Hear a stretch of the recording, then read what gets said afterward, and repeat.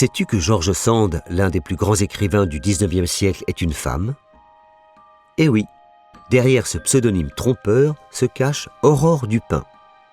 Son père est un riche lieutenant, tandis que sa mère est une fille du peuple. Ils se sont mariés en secret. Et quelques mois plus tard, le 1er juillet 1804, la petite Aurore a pointé le bout de son nez. Malheureusement, elle n'a que 4 ans lorsqu'elle perd son papa dans un tragique accident. Suite à un conflit familial, sa grand-mère la recueille et l'élève comme sa propre fille. À Nohant, au cœur de la campagne berrichonne, Aurore joue avec les fils des paysans voisins et fait plein de bêtises. À 14 ans, sa grand-mère décide de la placer dans un couvent pour achever son éducation. Aurore n'est pas très contente. Mais en fin de compte, elle s'y amuse beaucoup. Avec ses nouvelles camarades, elle explore en cachette les caves et les greniers du couvent. Cela ne l'empêche pas d'écouter les sermons des sœurs Augustines et de devenir très croyante. Pendant un temps, elle songe même à se faire bonne sœur. Après 2 ans au couvent, Aurore revient à Nohant et prend soin de sa grand-mère qui se fait vieille. Elle s'ennuie, mais s'évade à travers ses lectures ou ses balades à cheval et par souci de commodité, elle s'habille en garçon. C'est une habitude qu'elle gardera toute sa vie.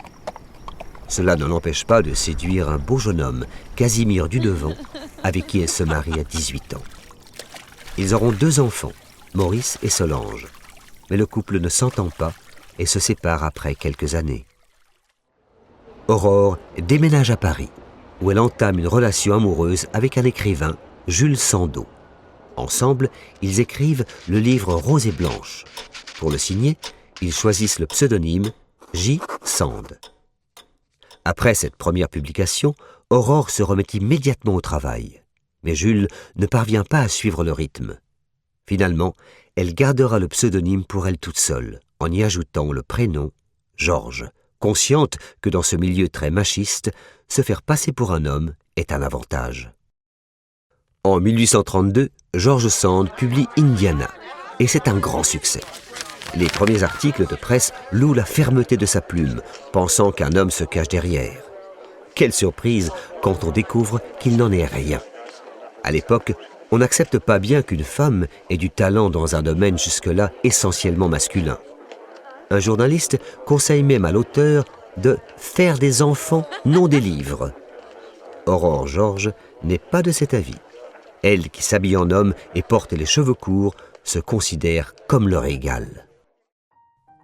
C'est à cette période qu'elle rencontre Alfred de Musset, un écrivain dandy, c'est-à-dire très élégant. Les 2 artistes tombent éperdument amoureux. Leur idylle est mouvementée autant que passionnée. En 1833, lors d'un voyage à Venise, Musset tombe malade. George Sand reste à son chevet, en compagnie du médecin, et tombe amoureuse de ce dernier. Quand Musset guérit, mais le cœur déchiré, rentre à Paris, son amante reste dans les bras du bel Italien. Ils se réconcilieront, avant de se séparer quelques années plus tard. Georges mène une vie bien remplie. Elle écrit sans cesse, surtout la nuit, entre minuit et 6 heures du matin, et cumule les histoires d'amour passagères. En 1838, elle fréquente le célèbre compositeur Frédéric Chopin. Le pauvre est atteint de la tuberculose, une maladie contagieuse et incurable à l'époque. Georges n'a pas peur. Au contraire, cela semble les rapprocher. Ils partent en voyage pendant plusieurs mois à Majorque, une île au large de l'Espagne. George Sand trouve enfin un peu de stabilité. Elle restera aux côtés du musicien de longues années. Sand s'intéresse de plus en plus à la politique. En 1841, elle fonde son propre journal, la Revue indépendante, et écrit des articles engagés. Ses idées sont proches du communisme. Elle prône le partage égalitaire des richesses entre tous. Mais elle est avant tout féministe. Elle s'oppose aux dérives du mariage et milite en faveur de l'éducation des filles. En 1848, presque 60 ans après la Révolution française, des troubles éclatent de nouveau à Paris. Georges s'engage à fond dans l'action. On la surnomme la muse de la Révolution. Malheureusement, le vent de liberté est bien vite étouffé dans le sang. En juin, la révolte populaire est violemment matée par la police. c'est la désillusion. George Sand se retire dans la maison de Nohant, où elle restera jusqu'à sa mort.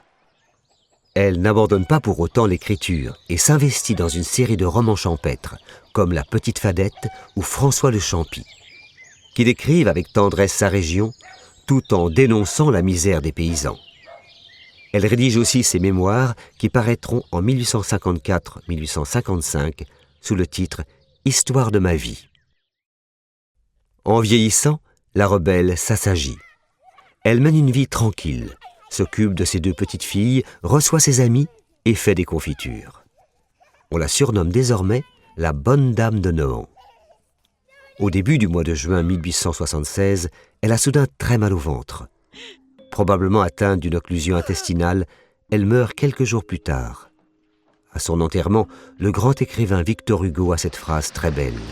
« Je pleure une morte et je salue une immortelle. » Pendant sa longue vie, elle aura écrit près de 70 romans.